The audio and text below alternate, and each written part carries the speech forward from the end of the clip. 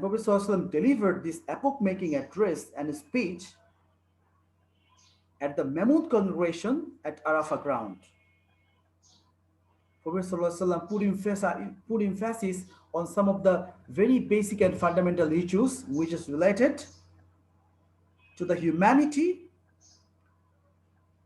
to the justice and dignity of all classes of the people. For example, Prophet ﷺ first of all said, number one, people listen to me words. People, please listen to my words with close attention because I cannot remain among you the next year. The number two was, your life and the property are sacred to one another just as these day, place, and the month are sacred. That means Prophet ﷺ here ensured the security of the life and property of each and everybody. Number third, Prophet ﷺ said, remember, one day all must appear before Allah. On that day, each one will have to furnish account of his or her deeds. Prophet ﷺ gave a reminder that please, whatever you have been doing in this earth, you have to give an account of that particular deed before Allah on the day of Hashr. Next, Prophet ﷺ said, O believers, behave gently with your wives. They have got the similar rights over you as you have over them. Our Prophet ﷺ here actually Prophet ﷺ established the dignity of the women. No other religion, no other great man could establish the dignity and the honor of the women as Prophet ﷺ did. Next of all, Prophet ﷺ said, always guard the amanat of others. Please protect the amanat that are kept to you. Do not spoil it. Do not misuse it. And abstain from sinful acts. And please do not keep any sort of relation and connection with the riba. Riba means usury, shud, which is called in Bengali shud. But this is pretty regret, my dear. Every class of the people nowadays have got involved in riba. They do not even consider it a sin, a great, actually, a moral turpitude. Okay, may Allah grant us all actually good realization and proper understanding of religion and the speech of our Prophet Muhammad Sallallahu Alaihi Wasallam. Next of all, Prophet Sallallahu Alaihi Wasallam said, do not associate any partners with Allah and do not unjustly kill any other person. Prophet Sallallahu Alaihi Wasallam is strictly prohibited here to keep yourself away from shirk, because this has been mentioned in the Holy Quran that inna shirka la zulmun azim. Shirk is the great oppression. Okay, so please, we have to be careful about this. And next of all, Prophet ﷺ emphasized especially on this point that all Muslims are equal, irrespective of land, color, tribe, and the community. So right from these days, tribal superiority is going to be vanished. The only sign of superiority is going to be taqwa. If you have taqwa, you are the best person. Either we have the wealth and the riches or not. Either you have the degrees or the not. Either you have the fame or not. The thing which is much more important to Almighty Allah is taqwa. That's why Allah said in the Holy Quran, Inna akramakum indallahi atqakum. That means the most honorable person to Allah is the one who is having taqwa, who fears Allah the most. Next, that Prophet ﷺ put emphasized on is is that do not commit or do not do exaggeration in matter of religion, because many of the previous nations became extincts for that. Even if a slave becomes a leader for his merit and competence, do not be disobedient to him. My dear, that's a quite important point. So, your superiority, your preference is going to be considered based on your quality. If, for example, a slave is made a leader of the community, you have to abide by him if he is competent. So you have to go ahead, you have to advance based on your competence, your skill.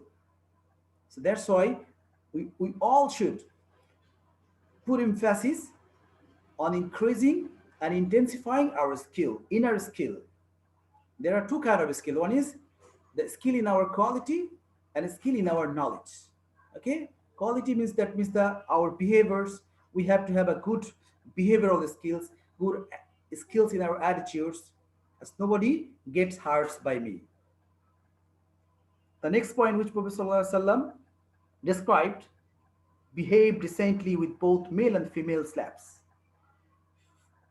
Feed and dress them as you feed and dress yourself. You have to give them well, you have to give them food as you have, as you get. You should not create any sort of discrimination, disparity between you and your maid servant, your servant. So that is the lesson and teaching of Islam, my dear. Islam does not believe in the disparity or the discrimination in terms of any sort of positions. Okay, you have to respect and you have to be kind and generous to all kind of the people. Either they are inferior in some of the cases or superior.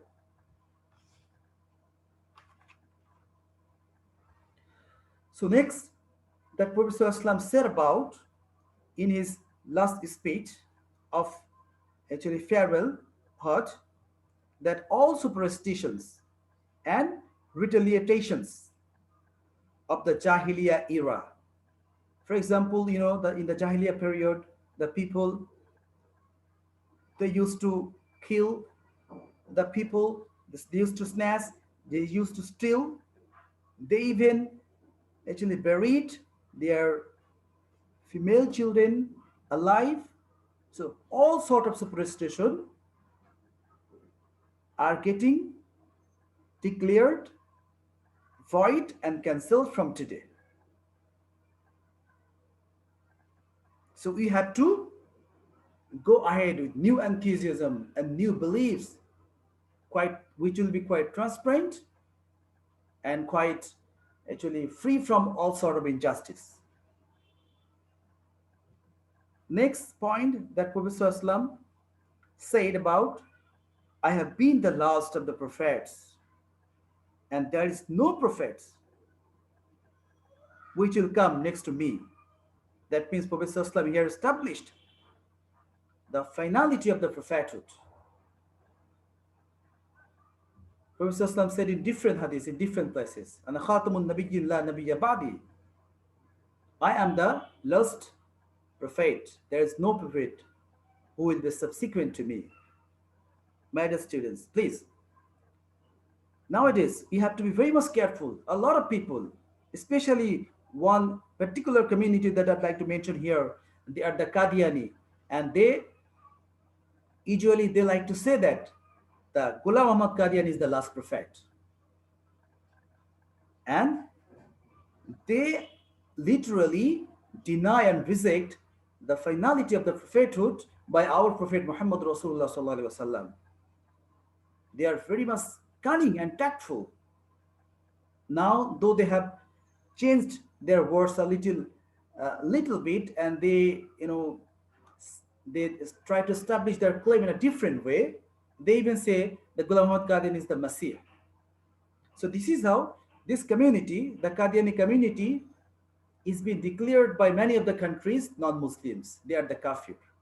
But in our country, the Actually, those who have the sense of religion, the general Muslims, they are also claiming, and to the government, that government should announce them as the non-Muslims.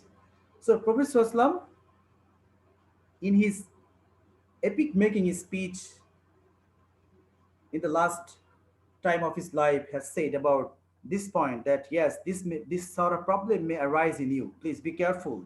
Nobody actually is uh, fit for being prophet after me, because Prophet Sallallahu is the last prophet.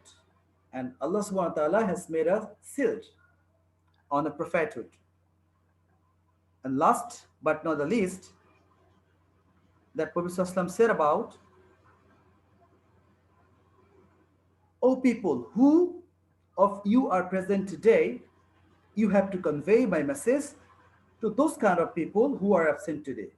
Ballighu anni walau ayah. That means you have to bear this message to all kind of the people who are not present today. This is how we see that now we are getting all kind of message. Hadith of Prophet Sallallahu Alaihi Wasallam by Muhaddisin Kiram. A lot of people, a lot of chains are being maintained. And now this is how all the sayings and deeds of the Prophet Sallallahu Alaihi Wasallam have come to you, come to us without any sort of fault, without any sort of loopholes. So finally, I'd like to say, my dear students, please, we have to try to realize and understand that this great speech delivered by our Prophet ﷺ at his last period, Prophet ﷺ here established the humanity, the justice, the dignity of the women. Prophet ﷺ said about to keep ourselves away from all sort of actually killings, snatching, all sort of evil words and deeds. And if we abide by all the sayings and the deeds of Prophet ﷺ, inshallah, it must bring a great peace. It must bring about a great peace and tranquility in your life. All the miseries, tribulations are gonna go on. May Allah grant us all kind of ease and comfort.